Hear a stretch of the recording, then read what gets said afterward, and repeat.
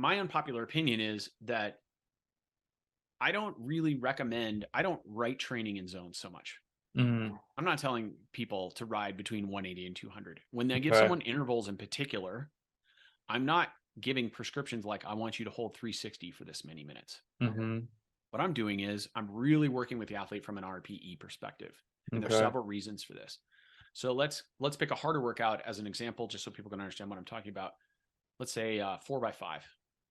Like we might call that a VO2 max. Okay. Yeah, depending a little bit on the recovery interval and the cadence, perhaps. Because you give somebody a 4x5 maximum effort, but make them at 50 RPM. That's a whole different workout than 4x5 at self-prescribed cadence. Do you give that 50 RPM?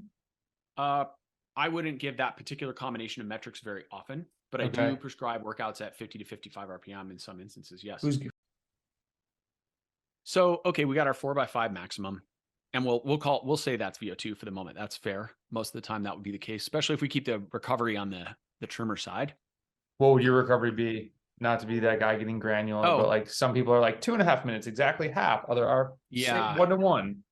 Depends a little bit on where the athlete is. If you're given 2.5 minutes in between, and we really want it to be high quality efforts, like significantly above threshold, the athlete's got to be pretty well trained to handle that load. That's to really do that workout well. You've got to have a very high level of fitness. That is a good aerobic base and a well-trained glycolytic system, so you can keep that lactate level from spiking too much and not be swimming in it. Because if you're trying to give someone VO2 and you really want them to have higher quality efforts, that is power output that's above threshold, and you shorten the recovery too much, then you're at risk of them just blending into a VO2 effort, or into a threshold effort. Yeah. Which maybe that's what you want, is to really put them underwater a couple times to get their body to respond. Depends on where they're at and how sharp you want the knife, so to speak. If you're further away from your event, you might do that and just say, look, this is gonna be rough, man. I want you to just, so this goes into the conversation about RPE. This is why it's valuable. When I write a prescription, I might say something like 4x5, and I'll just say maximum. I want you to go as hard as you can for 4x5. And then I get lots of questions. So many questions. Right. I was smiling as you're saying this. Like, does that mean that I go as hard as I can for a minute and then just totally nosedive and then I'm hanging on for dear life after that? Does it mean that I have the highest average over all 4 efforts? Does that mean I'm going really easy for the first minute of each effort? What cadence should I do? Should I be bleeding at the end out of my eyeballs at the end of every 5-minute effort, or just the last one? Should I negative split the last one? There's all kinds of ways people play these games. And part of this comes back to a concept that one of my mentors, Matt Walden, taught me, which is about the second simplicity, right? The first simplicity is when you start to learn a new complex topic, whether it's cycling or golf or, I don't know, algebra, you're like, yeah, this is pretty easy. You go out and ride your bike. And then you learn all the things like, oh, you could do 1-minute intervals, you can do 5-minute intervals, and you can change your cadence, and you can do intervals on flats or uphills, and you can stand up out of the saddle or do seated. Wait, there's time trial bikes, and you figure out the millions of nuances. And then things get really complicated.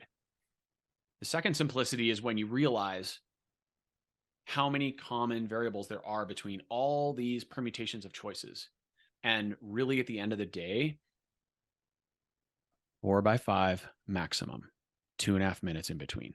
So part of this is I'm stealing this from Seiler. Let the athlete solve the equation. You give them the prescription and you see how they solve the equation.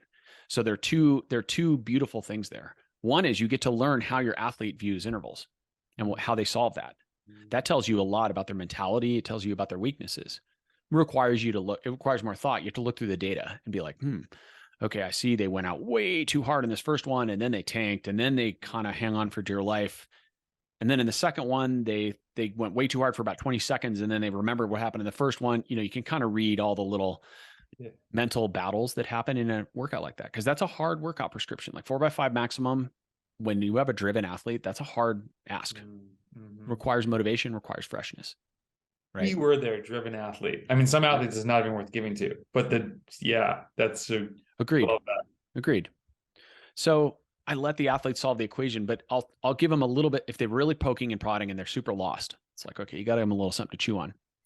I'll tell them, I want you to focus on the perceived exertion maximum, but I want you to think intuitively about this workout and understand. Like, imagine yourself doing it. Imagine the road you're going to be on. Pick a road that's going to let you execute this workout, right? And for that, you have to think about the road surface and the traffic and the turns or not turns and the cadence you want to do. If I tell them self-prescribed cadence, a lot of riders will pick a climb because they feel that they can make more power better on it.